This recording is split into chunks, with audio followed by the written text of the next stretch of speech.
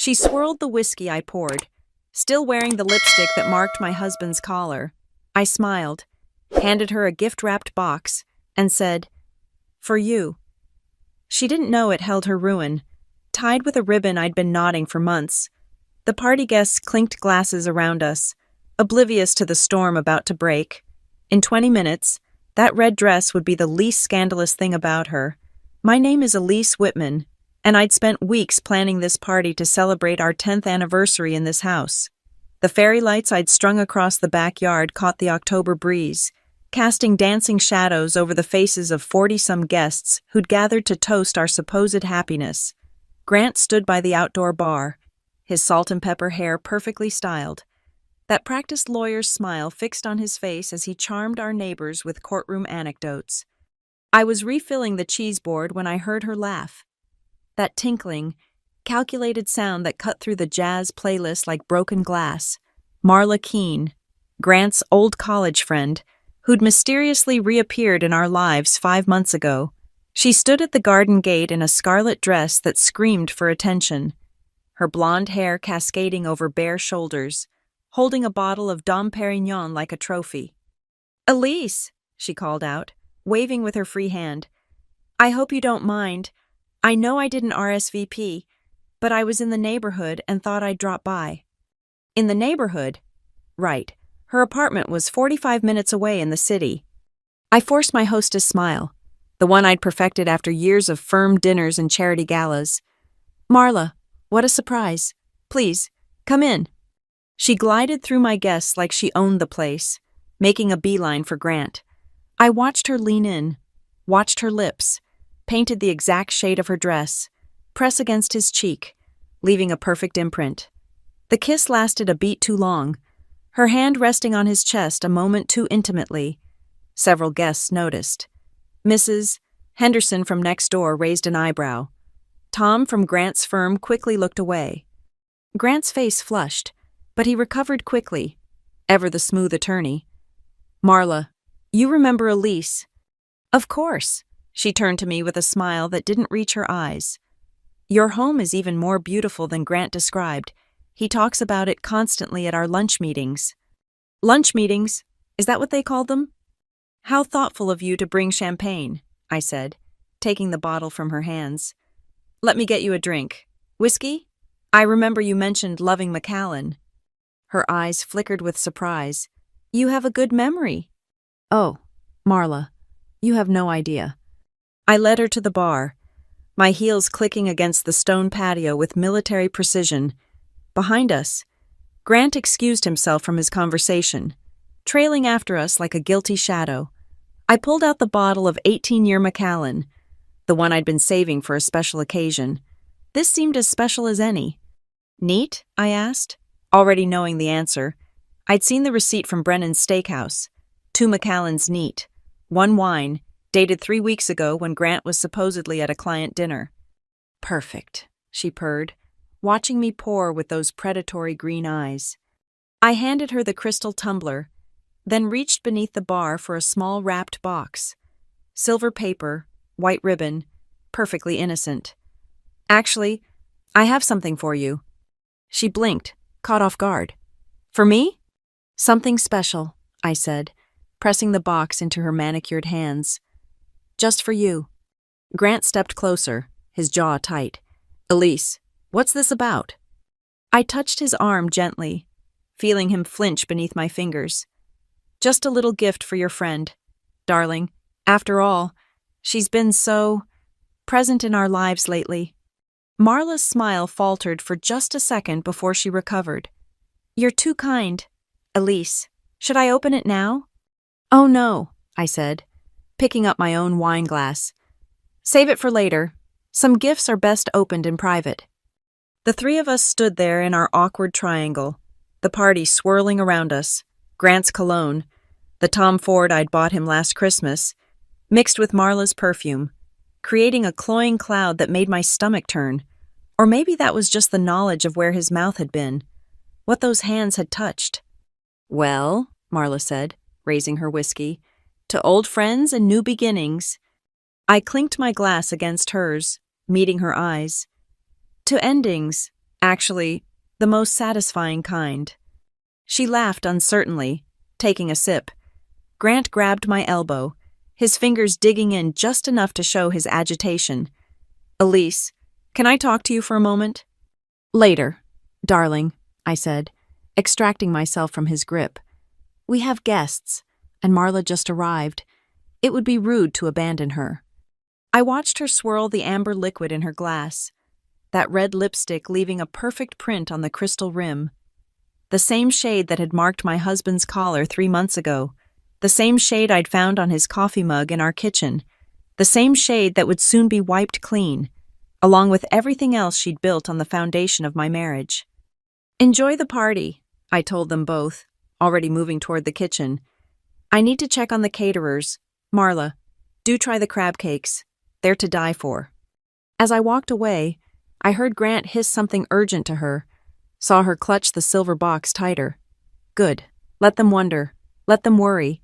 They had approximately 2 hours left of their secret little affair. 2 hours before that box revealed exactly how much I knew and what I'd done about it. I paused at the French doors, glancing back at them. Marla was already scanning the crowd, probably looking for allies, for exits. Grant stood frozen, his legal mind undoubtedly racing through possibilities, calculating risks. Calculate all you want, my darling husband. You were never as smart as you thought. The first crack in my perfect life appeared 5 months ago, on a Tuesday that started like any other. Grant had left for the office at his usual 7:30, pecking my cheek with the same distracted kiss he'd given me for years. I remember standing at the kitchen window, watching his BMW disappear down our tree-lined street, never suspecting that my world was already tilting off its axis. The late nights started subtly, a deposition running long here, a client emergency there. Grant had always worked hard. It's what made him a senior partner at 38, so I didn't question it at first, but then came the password changes. One evening, I'd reached for his phone to check the weather, only to find my thumbprint no longer unlocked it. Security update at the firm, he'd explained, barely looking up from his laptop. They're making us change everything quarterly now. The gym bag appeared next. Grant, who hadn't exercised since law school, suddenly developed a passion for fitness. New running shoes, protein shakes in the fridge, a Fitbit that he'd constantly check, turning his wrist away when I was near. Just trying to stay healthy, he'd said. Bob from Estates had a heart attack last month. Really makes you think. But it was a Thursday in July when my suspicions crystallized into something harder. I'd left work early with a migraine, driving home with the AC blasting, desperate for the darkness of our bedroom. When I pulled into our driveway, I noticed things that seemed ordinary but felt wrong. The garbage bins already at the curb, though Grant never remembered trash day. The living room curtains drawn despite the beautiful afternoon. Inside, the house felt different, occupied. There was an energy in the air, like the aftermath of sudden movement. In the kitchen, 2 coffee cups sat in the sink. One bore the faint red semicircle of lipstick on its rim. The other was Grant's favorite mug, the one that said "World's Best Lawyer," that I'd bought him as a joke years ago. I stood there, gripping the marble counter, my migraine pounding in sync with my heartbeat. The cups were still warm. On the breakfast bar, a pair of sunglasses I didn't recognize. Designer, expensive, the kind that screamed, "I summer in the Hamptons." Next to them, the spare key we kept under the fake rock by the garden gate, the one only family knew about. I heard it then, the garage door opening, Grant's car pulling in, the engine cutting off, his footsteps, quicker than usual, coming through the mudroom. He appeared in the kitchen doorway, slightly flushed, hair damp at the temples. "Elise, you're home early." His smile was too bright, too immediate. "Migraine," I managed, watching his eyes dart to the sink, to the sunglasses. "Those are mine," he said quickly, scooping up the frames. "New prescription. The glare's been killing me in court." Since when did Gucci make men's prescription sunglasses with rhinestone accents? He moved to the sink, washing the cups with unusual thoroughness. "I had a client stop by. Estate planning emergency. You know how it is." I did know how it was. I knew Grant never brought clients to our home. I knew he hated instant coffee, yet I could smell it lingering in the air. I knew that particular shade of red lipstick because I'd seen it before, at last year's holiday party, on a woman who'd monopolized Grant's attention all evening. "I'm going to lie down," I said, not trusting my voice to remain steady. "I'll bring you some aspirin," he offered, already reaching for the cabinet. "No." The word came out sharper than intended. "I just need quiet." Upstairs, I lay in our darkened bedroom, but not before I'd done something I'd never thought myself capable of. I'd ordered a voice-activated recorder online, expedited shipping, a tiny thing, no bigger than a USB drive. The website promised crystal-clear audio and motion activation. The customer reviews were from suspicious spouses, private investigators, concerned parents. I'd never imagined I'd join their ranks. 2 days later, while Grant was at his Saturday golf game, I planted it in the home office, tucked behind his law volumes, invisible among the legal precedents and case files, a small betrayal compared to what I suspected, but it sat heavy in my chest nonetheless. The following week brought more evidence. Charges on our credit card statement to restaurants I'd never been to, a receipt in his jacket pocket from a hotel bar downtown, dated during a Tuesday when he was supposedly in depositions, the smell of unfamiliar perfume clinging to his clothes, something floral and expensive that made me sneeze. But I didn't confront him. Instead, I became a detective in my own home. I noted times, dates, patterns. I smiled through dinners where he pushed food around his plate, claiming he'd had a late lunch. I nodded when he turned away from me in bed, citing exhaustion from work. I became an actress worthy of an Oscar, playing the role of oblivious wife while my evidence mounted. The recorder proved unnecessary in the end. Grant, in his arrogance, had grown careless, or perhaps he wanted to be caught. Either way, I had what I needed within a month. Not just audio of phone calls made from his office, cooing conversations that made my skin crawl, but video from the nanny cam I'd installed in the guest bedroom. The camera had been meant for watching our nephew when my sister visited. Instead, it captured something that killed the last vestige of love I'd harbored for my husband. I remember sitting in my car in the parking lot of Best Buy, laptop open, watching the footage on the small screen. My hands were steady, my breathing even. I'd expected to cry, to rage, to feel my heart shatter. Instead, I felt something else entirely. Clarity. The woman in the video was athletic, blonde, moving through my guest room with the confidence of someone who'd been there before, many times before. She knew which drawer held the extra towels. She knew how to work the temperamental shower handle. She knew my husband's body like a map she'd studied. I closed the laptop, started the engine, and drove home to make dinner. That night, Grant commented on the pot roast, saying it was the best I'd ever made. He was right. It's amazing how clear your mind becomes when you stop loving someone, how much mental space opens up when you're no longer making excuses for them. "Thank you, darling," I'd replied, refilling his wineglass. "I've been perfecting the recipe." Just like I'd been perfecting something else, something that would take a few more months to prepare, something that would make his betrayal look like child's play in comparison. He smiled at me across our dining room table, candlelight flickering between us, never suspecting that I'd already begun documenting every asset, every account, every financial indiscretion I could find. The perfect wife was done. It was time for something far more satisfying. The first time I saw her face clearly was on a Wednesday afternoon in August. The guest bedroom camera had captured dozens of visits by then, but she'd always been careful, hair covering her features, movements quick and furtive. This time, though, she lingered. She stood by the window, afternoon sun illuminating her profile as she spoke on her phone, completely at ease in my home. Marla Keene. I knew her, of course, Grant's college friend who'd recently moved back to town after a divorce. She'd appeared at a firm cocktail party in May, all sympathetic smiles and stories about starting over. I'd even felt sorry for her.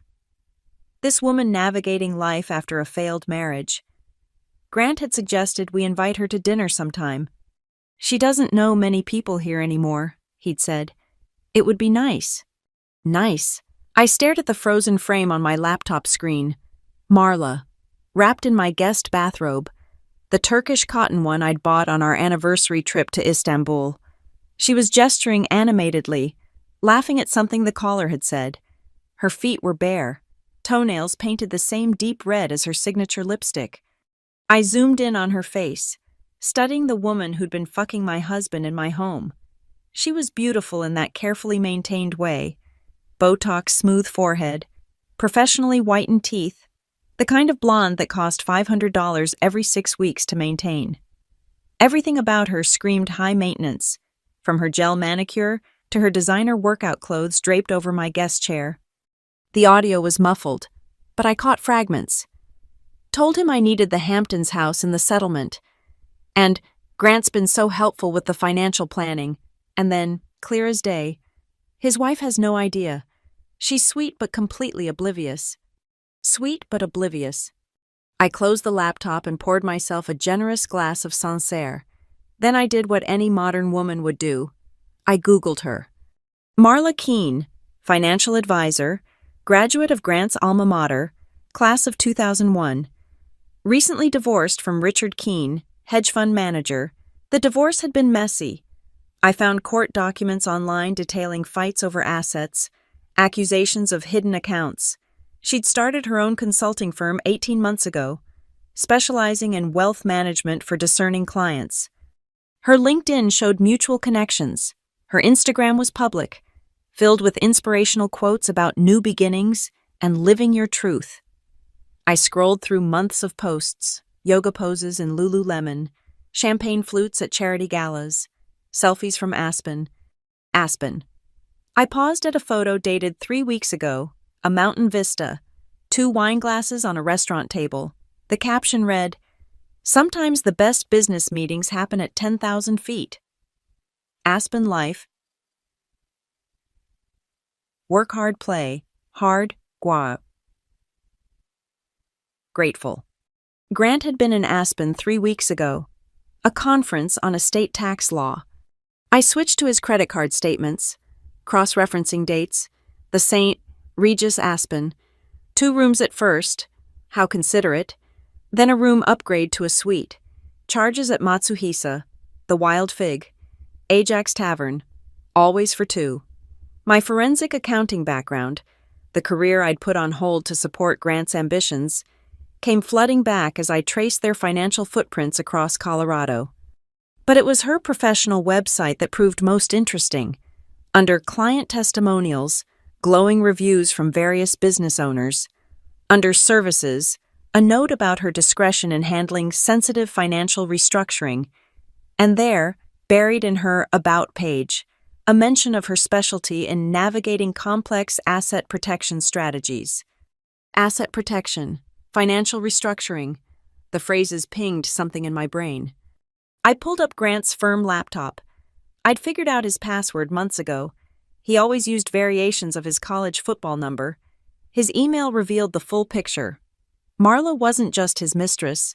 She was his financial advisor, helping him restructure our assets.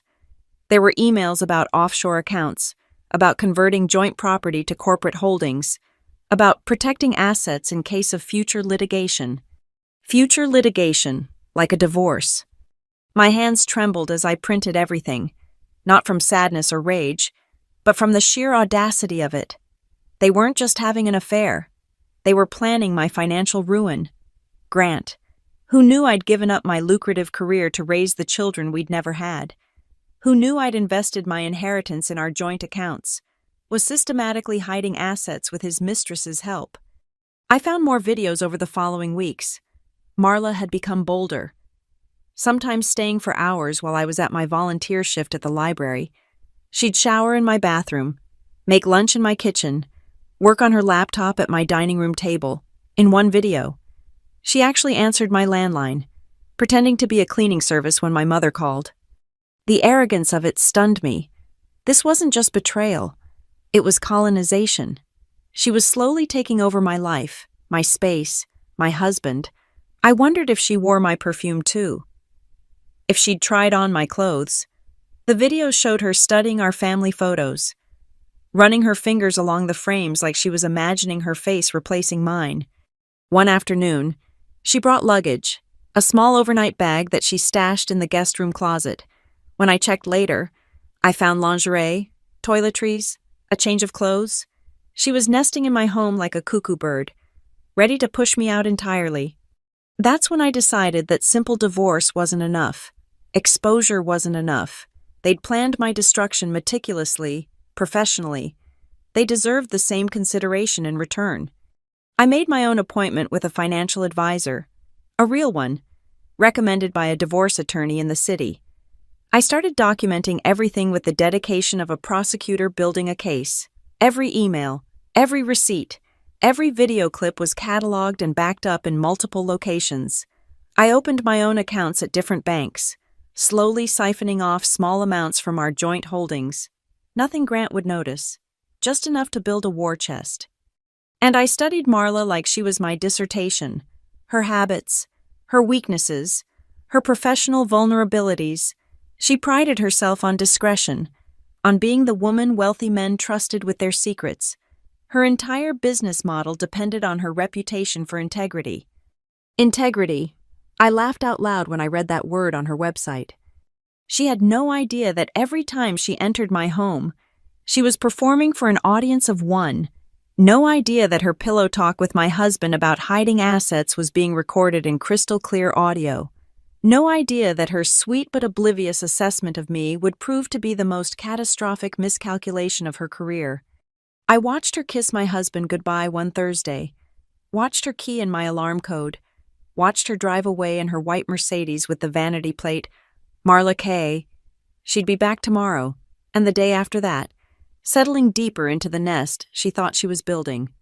Let her get comfortable. Let them both get comfortable. The eviction notice I was preparing would be all the more satisfying for their sense of security.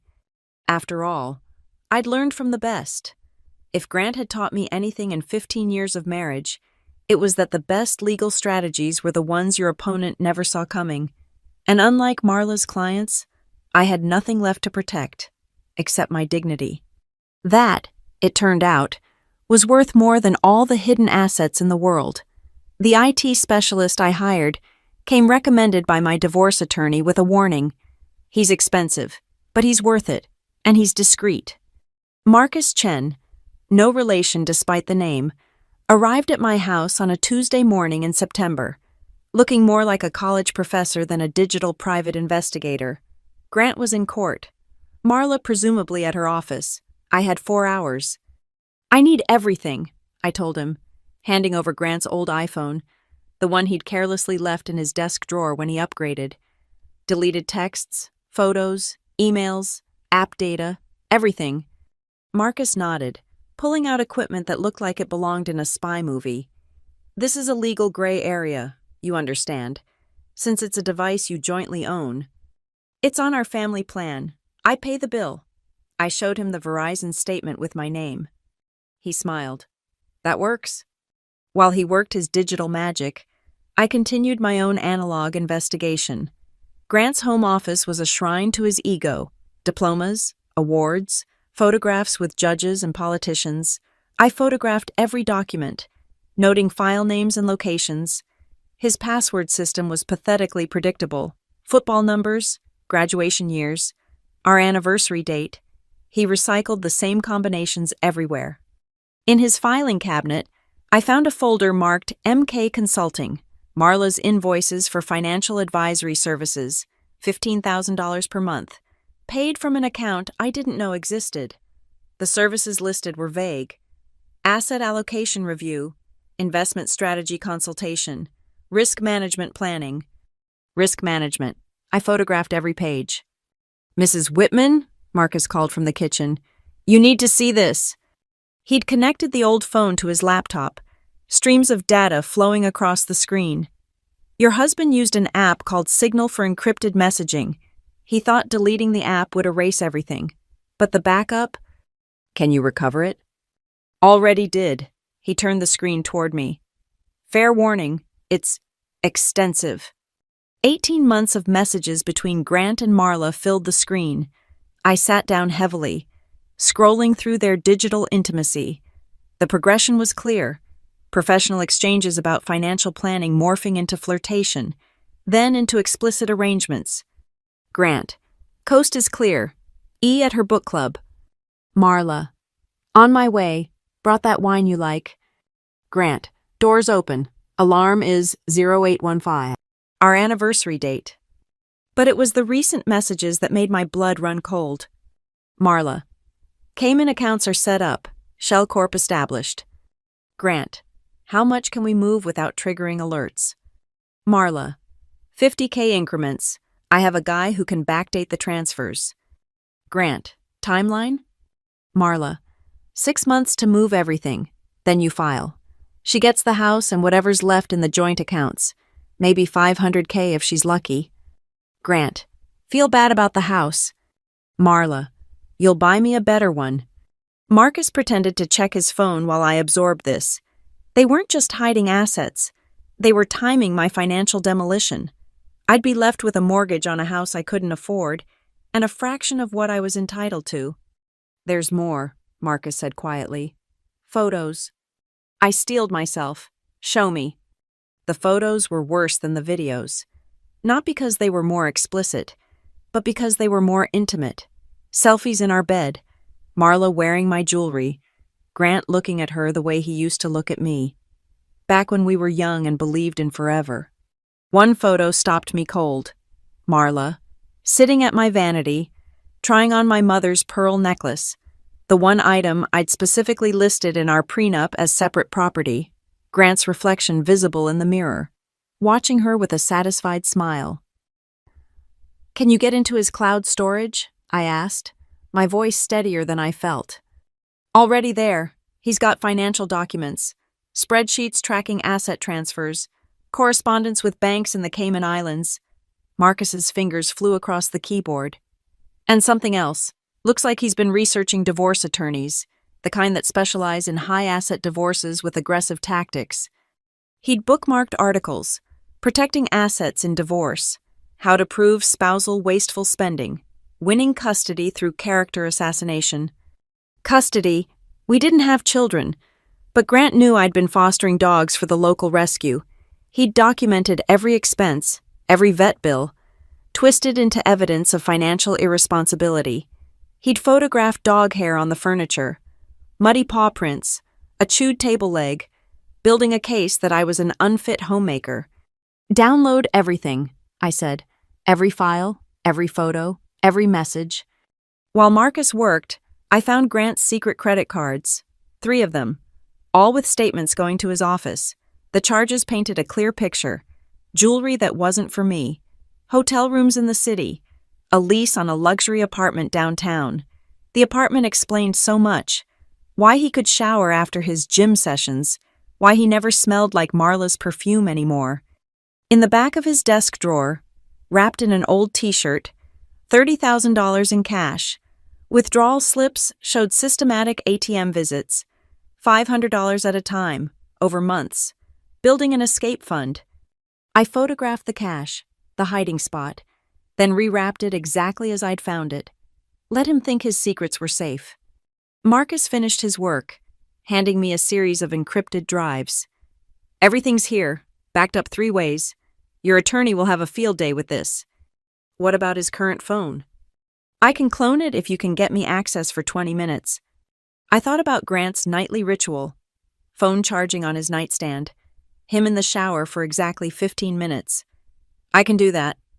After Marcus left, I sat in my quiet house surrounded by evidence of my husband's betrayal, but also evidence of his stupidity, for all his legal brilliance. Grant had made a fatal error. He'd underestimated me. He'd seen what he wanted to see. A housewife who'd given up her career, who trusted him completely, who wouldn't know a forensic audit from a grocery list. He'd forgotten that before I was Mrs. Grant Whitman, I was Elise Parker, CPA. I'd worked for the IRS, tracking down tax cheats and money launderers. I'd testified in federal court about financial fraud. I'd given it all up for love, for the promise of partnership and family. What a fool I'd been. But Grant was the bigger fool. He'd handed his financial planning to his mistress, thinking her MBA and predatory smile made her clever. He'd trusted her with his secrets, his money, his future. He had no idea that I'd already contacted the SEC about Marla's interesting interpretation of fiduciary responsibility. No idea that her guy who can backdate transfers was about to become very important to federal investigators. No idea that every crime they'd committed together was documented, verified, and ready for delivery to the appropriate authorities. I poured myself a glass of wine. The good stuff. From the cellar Grant thought I didn't know about. Tomorrow, I'd meet with Maya Granger to plan the next phase. Tonight, I'd review the evidence one more time, making sure every detail was perfect. Grant and Marla thought they were playing chess while I was playing checkers. They were wrong. I wasn't playing at all. I was simply documenting their moves, waiting for the perfect moment to flip the board entirely. And that moment was coming sooner than they thought. The invitation design took me 3 days to perfect. Cream cardstock, embossed lettering, the kind of elegant simplicity that whispered money and taste. "You're cordially invited to celebrate Grant Whitman's 45th birthday," it read, "cocktails and dinner under the stars." I hand-delivered most of them, playing the devoted wife planning a surprise for her beloved husband. At his firm, I made sure to stop by the senior partner's offices. "Grant's been working so hard," I gushed to Harrison Pike, the managing partner. "He deserves a special celebration." Harrison's secretary promised to block Grant's calendar. "We'll make sure he doesn't schedule any late meetings that night." Perfect. I needed witnesses. Specifically, I needed witnesses from the legal community, people who understood the implications of financial fraud, who gossiped at bar association meetings, who could destroy careers with a few well-placed whispers. The invitation I sent to Marla was special. Same cream cardstock, but I'd added a handwritten note. "Grant speaks so highly of your friendship. It wouldn't be a celebration without you. Please come. I insist. Elise." I mailed it to her office, knowing she'd puzzle over it, analyze it for hidden meanings. Let her wonder. Let her worry. The uncertainty would make her attendance all the more necessary. She'd have to come, if only to gauge what I knew. Planning the party became my full-time job.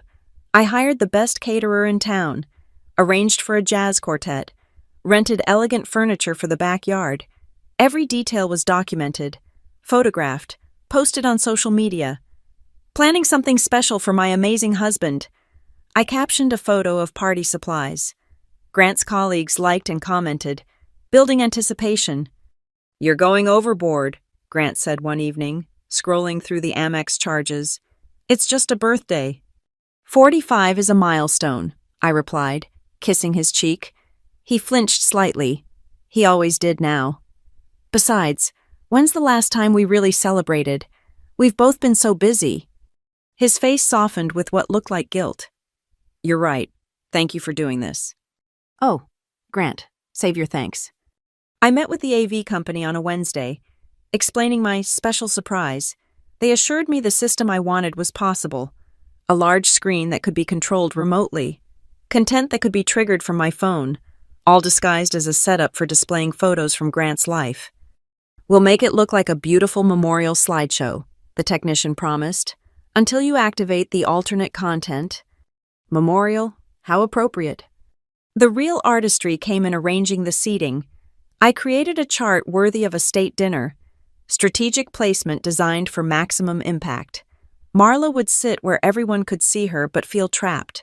Back to the wall, facing the screen, surrounded by Grant's partners and their wives.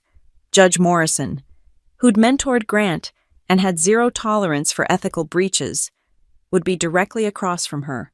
The district attorney's wife, a notorious gossip, would be to her left. I scheduled the party for 7 p.m. on a Saturday, late enough for cocktails to loosen tongues, early enough that no one could claim they'd had too much to drink when asked to recall events later.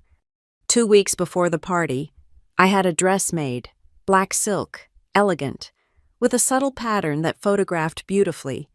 I wanted to look impeccable when the inevitable photos surfaced online. The wronged wife should always look stunning in her moment of triumph. Grant grew increasingly nervous as the date approached. He'd check his phone constantly, have whispered conversations in his study.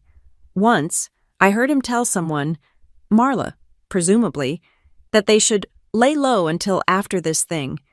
But he couldn't uninvite her without raising questions, and she'd already RSVP'd with enthusiasm. I spent the week before the party in careful preparation. The caterers received detailed instructions. The musicians got a specific playlist. The bartender was told to keep Marla's glass full. I wanted her relaxed and off her guard. Most importantly, I prepared my speech.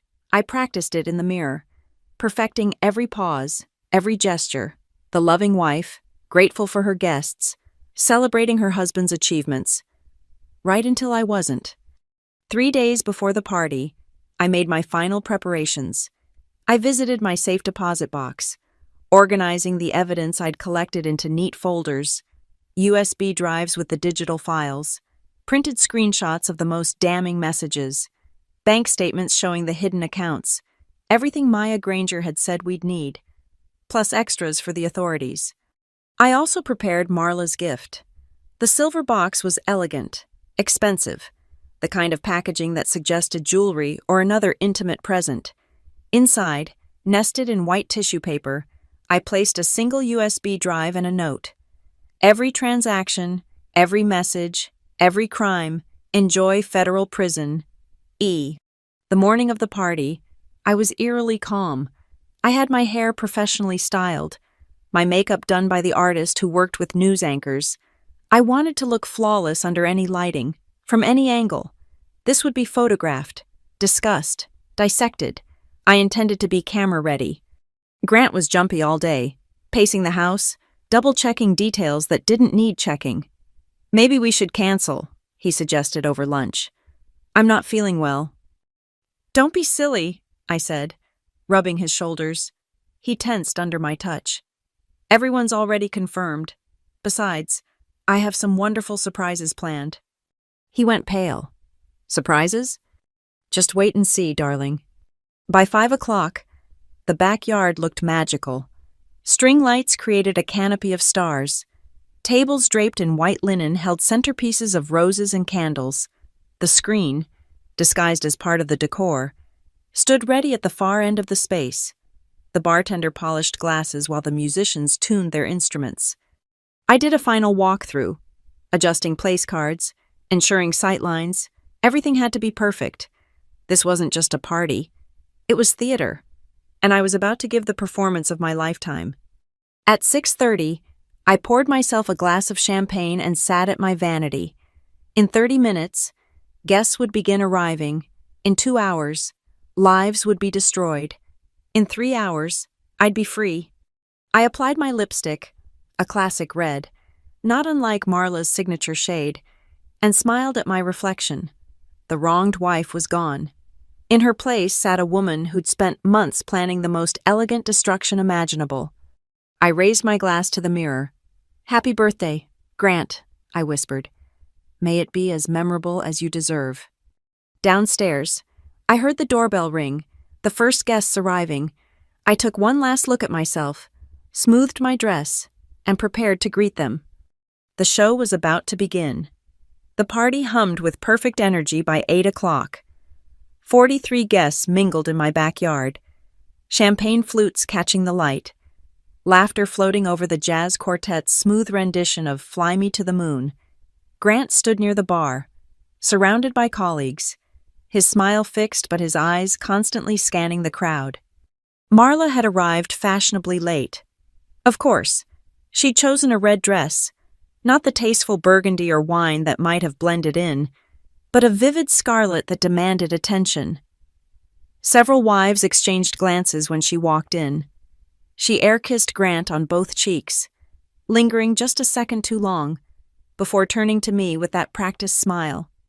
Elise, everything looks absolutely stunning, she gushed, accepting champagne from a passing waiter. Thank you for coming, I replied warmly. Grant's told me how invaluable your guidance has been lately. Something flickered in her eyes, but she recovered quickly. Oh, you know Grant. He always exaggerates my contributions.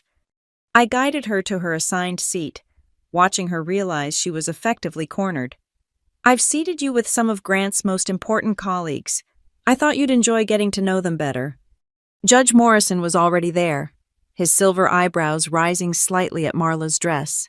His wife, Eleanor, gave Marla the kind of once-over that only a judge's wife could deliver, polite on the surface, devastating beneath. At 8:30, I clinked my glass, drawing everyone's attention. The musicians stopped playing. Conversations died.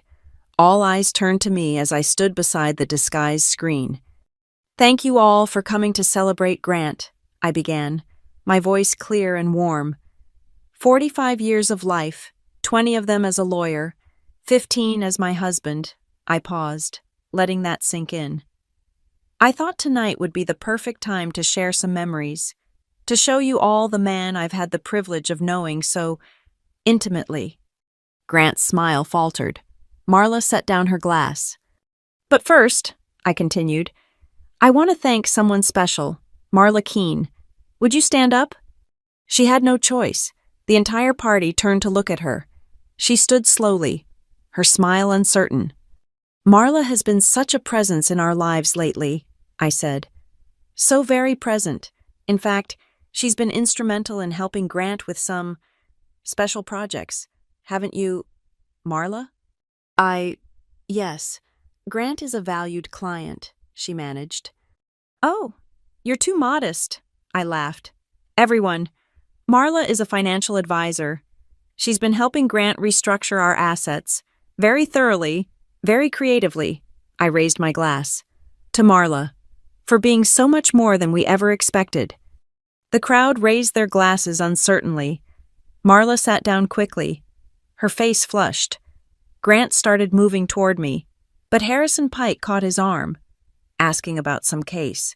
Trapped by social obligation, Grant could only watch.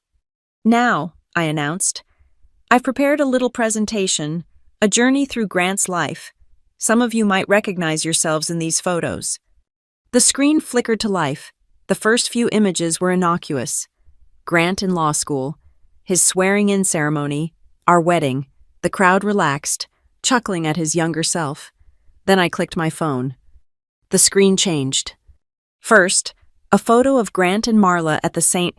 Regis in Aspen, her hand on his chest, his lips on her neck, the timestamp clearly visible. Gasps rippled through the crowd. Judge Morrison's face went stone cold.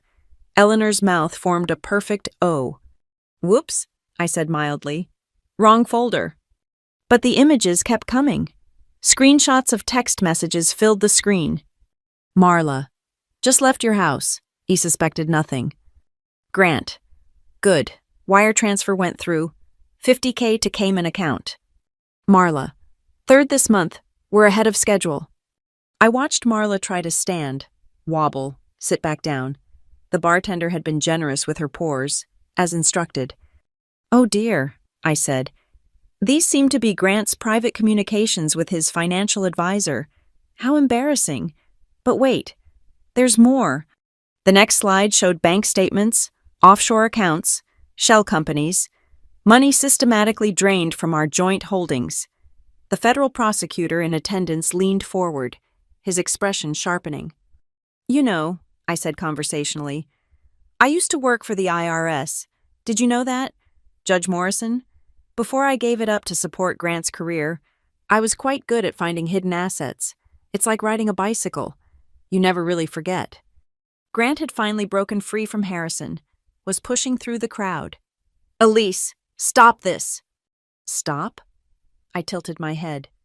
"But darling, I haven't gotten to the best part. The part where your financial advisor helps you commit tax evasion. The part where you plan to leave me with nothing but debt while you start a new life with your mistress."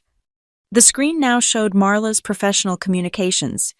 Emails to her contact about backdating transfers, creating false invoices, laundering money through her consulting firm, each email meticulously dated, the metadata intact. Several lawyers in the crowd were taking photos with their phones. The district attorney's wife was typing furiously, probably live tweeting the entire scene. Judge Morrison stood up. his face thunderous. "Grant Whitman," he said, his voice carrying the authority of 30 years on the bench. "I'm deeply disappointed." But I wasn't done. I walked to Marla, still trapped in her chair, and handed her the silver box. "I promised you a gift," I said sweetly. "Something special, just for you." With shaking hands, she opened it, saw the USB drive, read the note. The color drained from her face entirely. "That contains everything," I told her, loud enough for everyone to hear.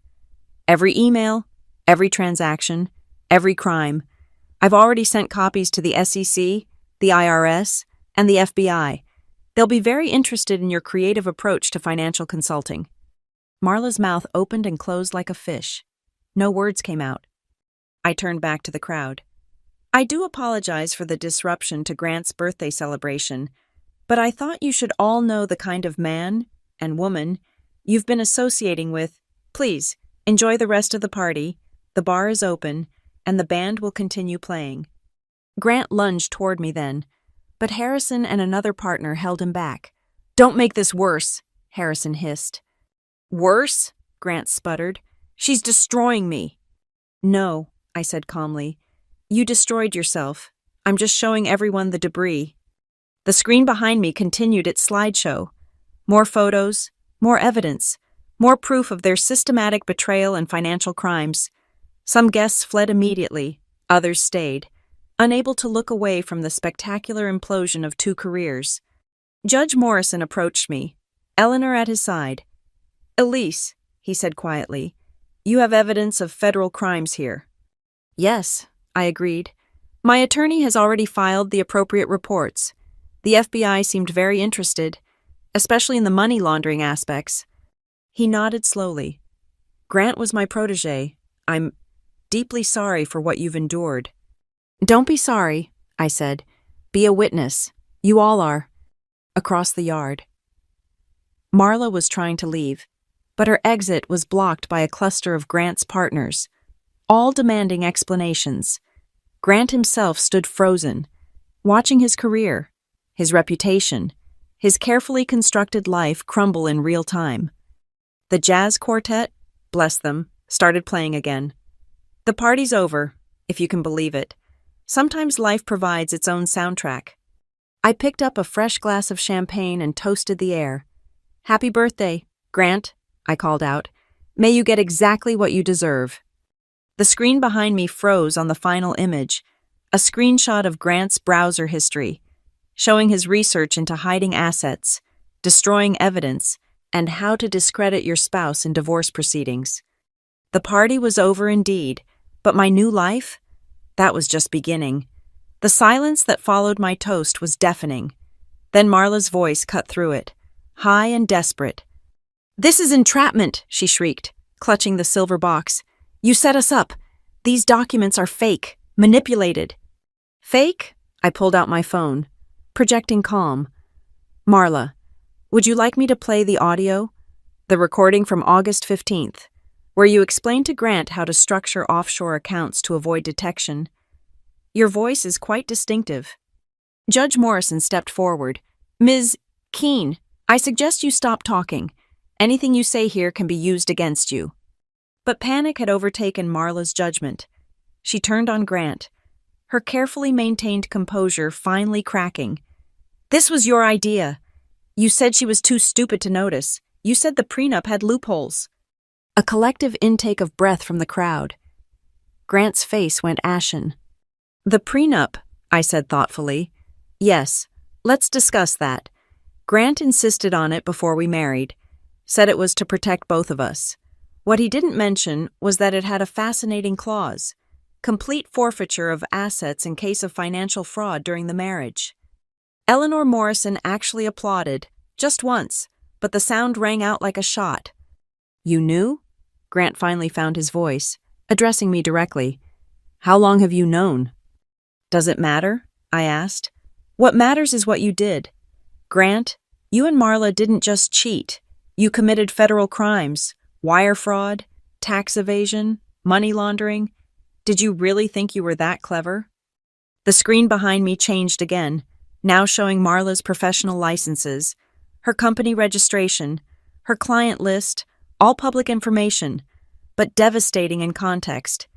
Your clients might be interested to know how you handle their confidential financial information, I said to Marla, though I suppose the SEC will be contacting them anyway. Harrison Pike cleared his throat. Grant, I think you should leave. Now. Don't come to the office Monday. We'll send security to collect your things. You can't, Grant started. I can and I will. Harrison cut him off. The firm has a morality clause. You've embarrassed us publicly, committed crimes using your position, and destroyed client trust. You're done. Marla tried once more to leave, but her heel caught in the grass. She stumbled, champagne sloshing, her designer dress now sporting a wine stain. The metaphor was almost too perfect. Oh, Marla, I called after her. One more thing.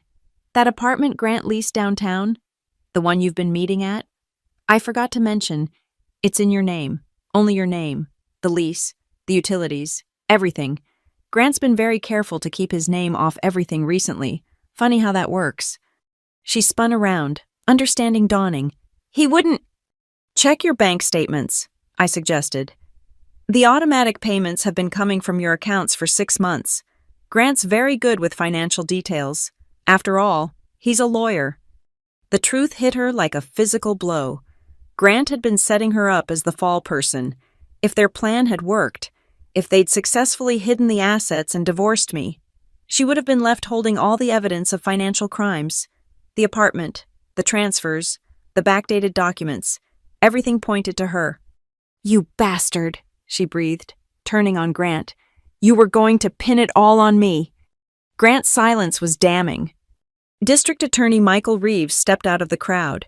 I'd hoped he would attend. His wife never missed a party. Mrs. Whitman, he said formally, I'll need copies of everything you've shown tonight. This is now a criminal matter. My attorney has a complete set ready for your office, I replied. Maya Granger, you know her, I believe? He smiled thinly. I do. She's thorough. Grant taught me the importance of thorough documentation, I said, meeting my husband's eyes. I was an excellent student. The party had completely devolved. Clusters of guests spoke in hushed tones, many on their phones. I caught fragments. Can't believe Grant would, and always thought Marla was, and FBI investigation. Marla made one last attempt at damage control. I want a lawyer. This is defamation, invasion of privacy. I'll sue. With what money? I asked pleasantly. The FBI tends to freeze assets during financial crime investigations. But I'm sure you knew that, being such an experienced financial advisor. She clutched her purse like a life preserver, mascara now streaming down her cheeks. The scarlet dress that had announced her arrival so boldly now looked like a target painted on her back. Grant found his voice again, trying for authoritative.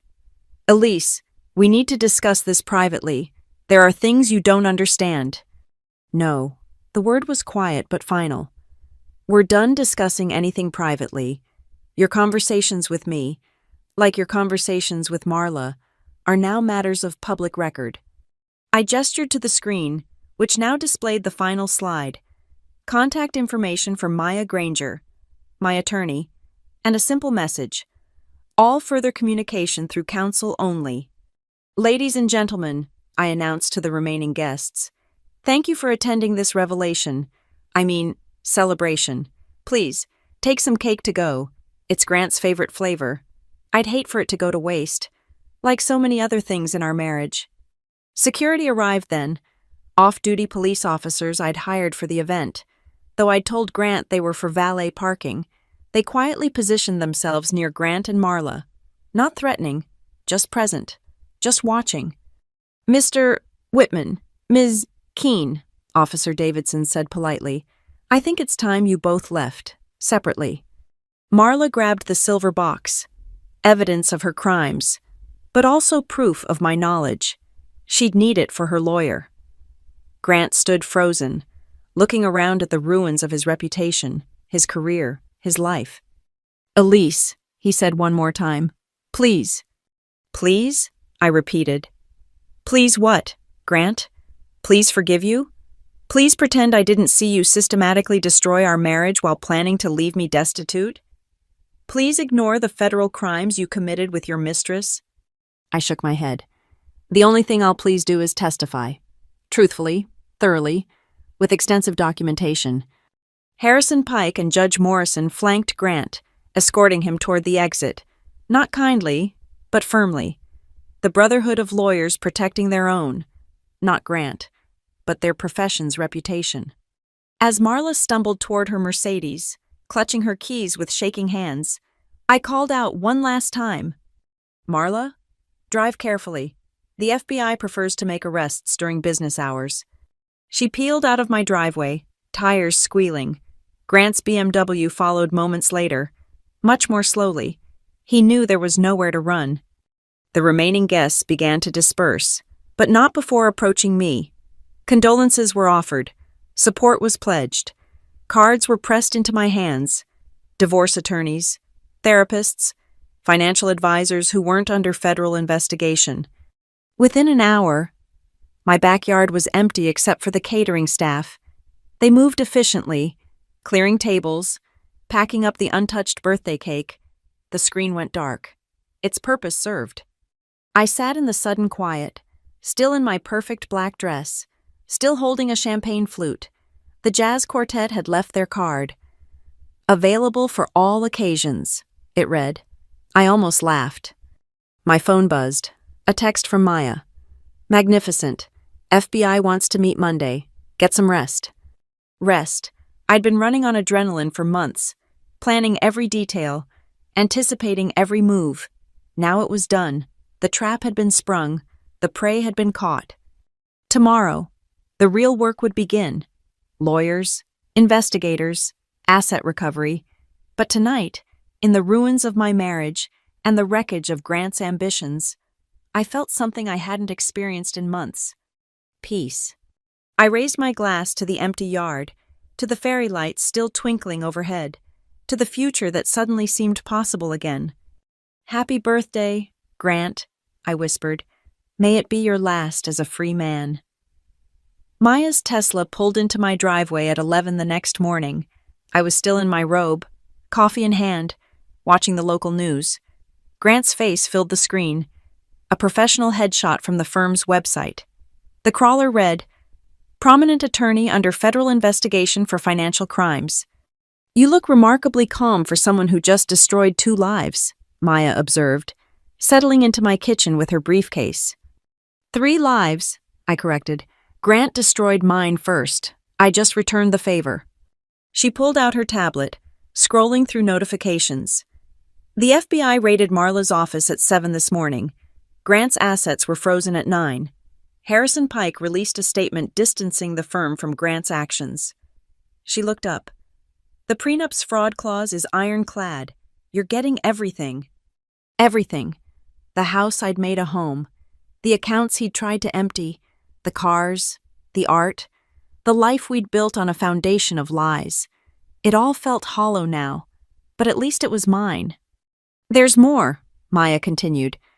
3 of Marla's clients have already filed complaints. Turns out she was managing their money the same way she managed yours, creatively. The Cayman accounts had other people's funds mixed in. I set down my coffee carefully. She was stealing from her clients? Allegedly, but with the evidence you provided, it won't be hard to prove. Grant might get 5 to 7 for the tax evasion. Marla's looking at 15 to 20 for the investment fraud. Outside, a news van pulled up, then another. Maya glanced out the window and sighed. "You might want to get dressed. This is going to be a circus." But I didn't move. Not yet. I picked up my phone, scrolling through the messages that had poured in overnight. Friends expressing shock, acquaintances offering support. My mother, typically, asking why I hadn't told her sooner. One text stood out. Unknown number. "You clever bitch, M." I showed it to Maya, who immediately screenshotted it. "Harassment. We'll add it to the file." By noon, my lawn looked like a media encampment. I dressed carefully. A simple blue dress, minimal makeup, the picture of dignified survival. Maya and I walked out together, her hand on my elbow, guiding me through the shouted questions. Mrs. Whitman, how long did you plan this? Did you know about the other victims? Will you be testifying? At Maya's car. I turned back to the cameras, just for a moment, long enough for one clear shot. The wronged wife, standing tall, refusing to be broken. Then we drove away, leaving them to their speculation. The FBI interview took 4 hours. I sat in a windowless room, agents across from me, and told them everything, every date, every discovery, every piece of evidence. They were particularly interested in Marla's contact, who could backdate transfers. You did good work, Agent Sullivan said finally. Better than some of our forensic accountants. I was motivated, I replied. The next days blurred together. Legal meetings, asset documentation, meetings with realtors. I couldn't stay in that house. Too many ghosts, too many memories. I found a condo downtown. All clean lines and city views. A fresh start. Grant tried to contact me once, through his lawyer, a plea for leniency, for me to request reduced charges. Maya laughed when she read it to me. He wants your help after what he did? Desperate people do desperate things, I said. Tell him no. The trials would take months, maybe years, but the court of public opinion had already ruled. Grant's firm quietly removed his name from the letterhead. His country club revoked his membership. The charity boards we'd served on together sent polite letters asking him to step down. Marla fared worse. Her clients fled en masse. Her professional licenses were suspended pending investigation. The luxury apartment Grant had so carefully put in her name became evidence in the case against her. Local news dubbed her the Scarlet Financial Advisor, a nickname that would follow her to federal prison. A week after the party, I stood in my empty house, boxes stacked in the foyer. The movers would come tomorrow. Tonight was my last night in the home where I'd discovered betrayal and planned revenge. I walked through each room, remembering. The kitchen where I'd found 2 coffee cups, the guest room where Marla had made herself at home, the office where I'd discovered their crimes. Each space held ghosts, but they had no power over me now. In the backyard, the fairy lights still hung. Though the rental company would collect them tomorrow, I poured myself a glass of wine. Not the good stuff. I'd already packed that, and sat where the screen had stood. My phone buzzed. An email from the FBI. They'd found 12 more victims of Marla's investment schemes. My evidence had broken open a massive fraud case. There would be commendations, they said, possibly a reward from recovered funds. I thought about the woman I'd been 6 months ago, trusting, naive, willfully blind to the signs. That woman had died the day she found lipstick on a coffee cup. What emerged was someone harder, smarter, infinitely more dangerous.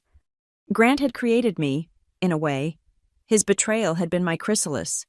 I'd emerged transformed. Another text, this one from an unknown number, but the message made me smile. Saw the news. Proud of you. The bartender from your party. Even the hired help had been rooting for me. As I sat in my empty backyard, I realized something. The revenge was complete, but it wasn't the ending. It was the beginning. Tomorrow, I'd wake up in a new home.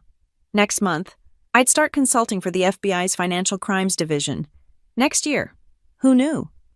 The fairy lights flickered in the breeze, casting shadows that no longer frightened me. Somewhere across town, Grant sat with his lawyers, trying to salvage something from the wreckage. Somewhere else, Marla waited for federal marshals, her scarlet dress traded for an orange jumpsuit. And here I sat, Elise Whitman, no longer his wife, no longer anyone's victim, just a woman who'd refused to be destroyed, who'd turned betrayal into justice, who'd served revenge at exactly the right temperature. I raised my glass to the empty yard, to the ghost of the woman I'd been, to the woman I was becoming. Cheers, I said to no one in particular. The party was over, but my life, that had finally begun. Thank you so much for listening to this story of betrayal, revenge, and ultimately, justice. I hope you enjoyed following Elise's journey as much as I enjoyed sharing it with you. Where are you listening from? I'd love to know. Drop a comment below and let's connect. If this story resonated with you, please subscribe to the channel and share your thoughts. What would you have done in Elise's position? I can't wait to read your perspectives.